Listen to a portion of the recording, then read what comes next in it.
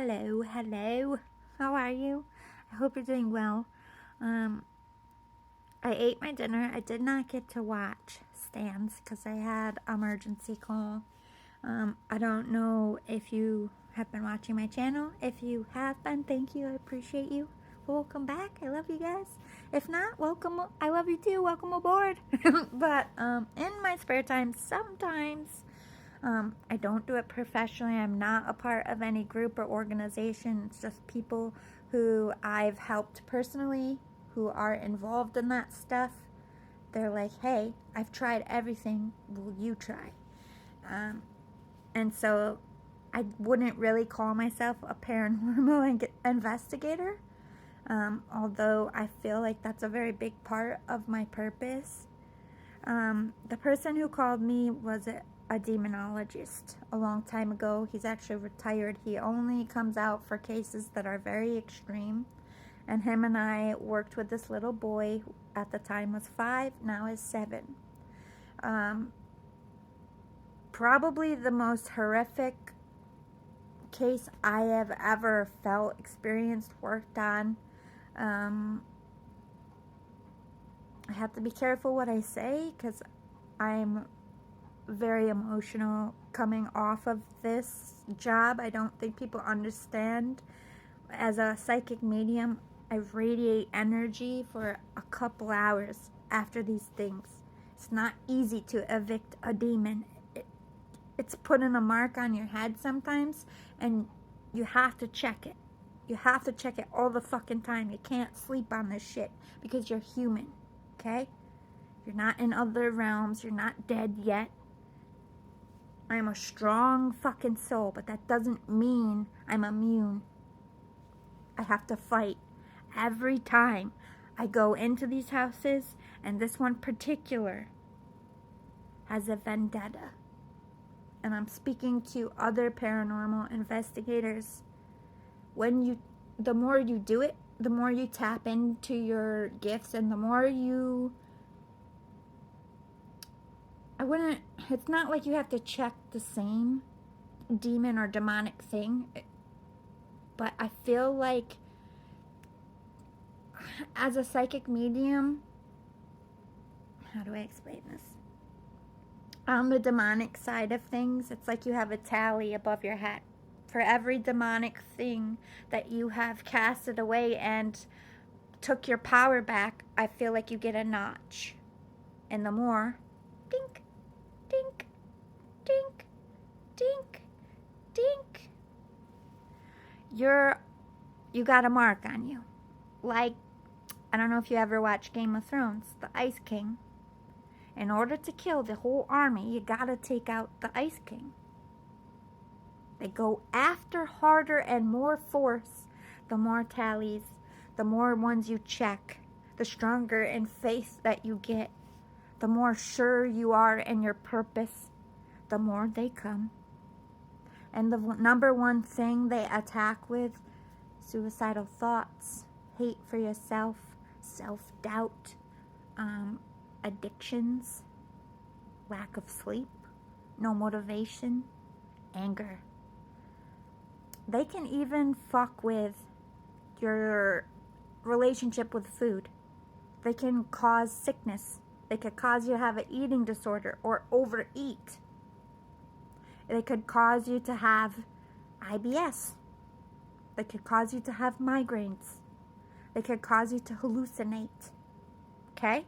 There's a lot of different levels. There's weaker ones and there's stronger ones. And I am in no way an expert. I am just learning my psychic abilities. I'm just learning to accept that what I do is real. Because I come from a very strict religious upbringing, I was raised Catholic, I've ignored my abilities most of my life. And as a child, I was always, the introvert. I would be in my room talking, and I didn't know the difference between a spirit and another kid. I played with a lot of spirit kids, and not all of them were of light. I had a very, very hard time because nobody believed me. You have an imagination. You gotta stop watching scary movies, even though I was like 7 and I wasn't allowed to watch scary movies. Go back to your room. You're not gonna get over it unless you sleep in there. You don't understand.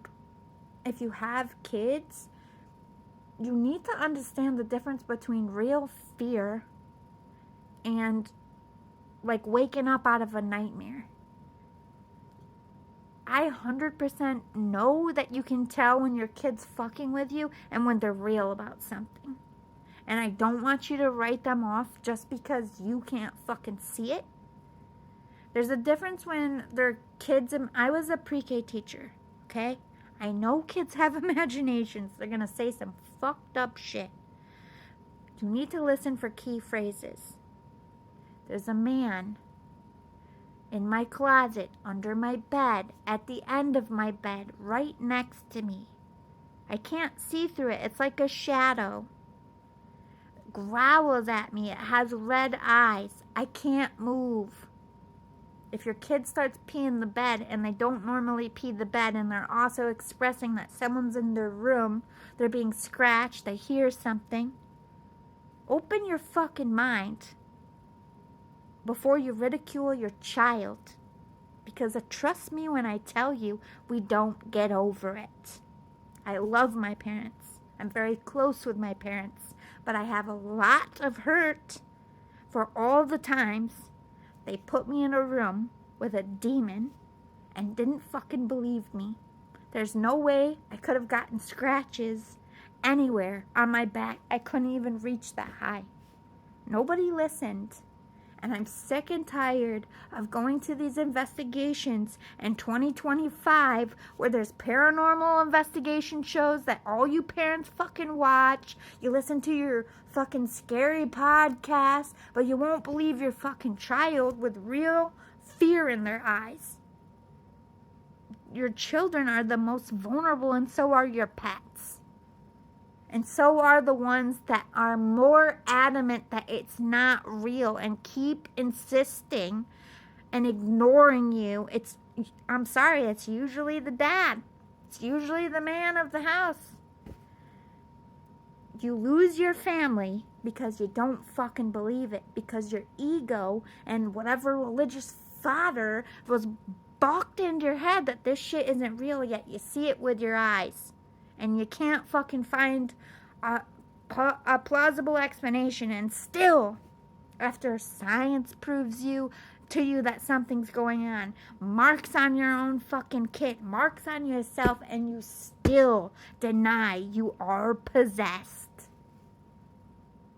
You have to acknowledge to take your power and control back of your vessel. The more angry you are, the more you isolate from the rest of the family, the more of a target. The more you get frustrated and yell at other family members, you're giving it exactly what it wants. Its whole MO is to divide and conquer. They pull the weak away first, which is usually your pets and your children, elderly, anyone with mental health issues, anyone who's already on the fence about witchcraft or demonic things. Everyone's going to explore. I'm just saying what the things that makes you more susceptible. And then they separate the tougher ones, like the ones that don't believe, and they get the rest of your family to turn on you. Most of the time, the family leaves, and the one that's stubborn and won't give up stays, and they're the one that end up taking their lives because they were possessed the whole time. You need to listen to your psychic mediums. I am also a Hakoya empath. Not only can I see it and feel it, I know, like, everyone else can hear their voice speaking. Ain't no demon that can possess anyone and speak to me normal. I will hear the demon before the human. I have a gift. So sick of this ignorance. Why do you even call paranormal investigators if you do not believe? I'm sick of having to help these kids because of ignorant parents. Just want to take the kid out of there, but I can't. It's not my kid, you know? But I've lived that life. I'm just saying, Listen to your kids. See the real fear and let them fucking sleep with you. It's not going to kill you. Maybe not every night, but that scary night, don't put them back.